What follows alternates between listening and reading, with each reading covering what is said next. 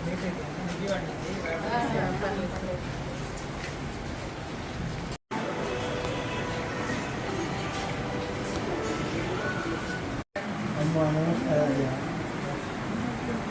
అమ్మాయి చేసిన డాక్టర్ పెట్టండి డాక్టర్ ఇంచుమించు 10 years ఉంచున్నాం సార్. యాక్చువల్లీ ఫ్రాక్చర్ వేసి అది సర్జరీ చేసి ఏదో కొంచెం బ్యాలెన్స్డ్గా నడుస్తూ ఉంటే మళ్ళీ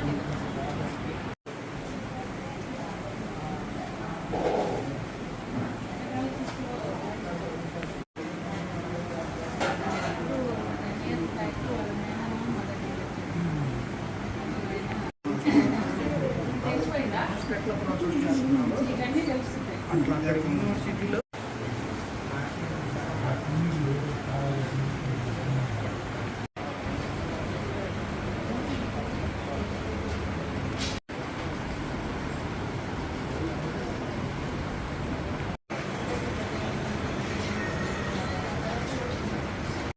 సారీ అండి, నేను చెప్పి విడలేను పాపం. పర్వాలేదమ్మా.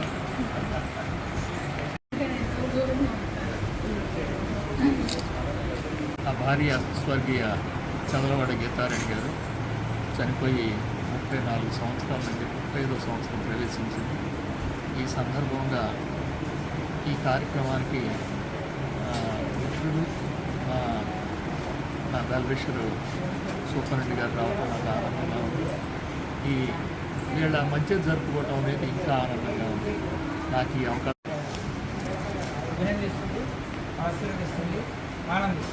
గత 34 సంవత్సరాలుగా తన భార్య వర్ధంతి ఇలా చేస్తున్నారంటే నేను చాలా వండర్ అయిపోతున్నాను అనమాట. దానికి మన సూపరింటెండెంట్ గారు కిరణ్ కుమార్ గారు డాక్టర్ గారు రావడం మాకు ఇంకా ఆనందంగా ఉంది. వాళ్ళందరూ మా వృద్ధులకి హెల్ప్ చేయడం అనేది కూడా నాకు చాలా, ఈ విషయమే కాదు, హరిబాబు గారు ఇంకా 2-3 విషయాలు కూడా మా సేవా సంస్థకి సర్వీస్ ఇచ్చున్నారు. వారికి సార్కి నా ధన్యవాదాలు. దేవుడు గీత రాశాడు కానీ ఆ గీత మంచిగా రాపిస్తాడు. గీతారాణి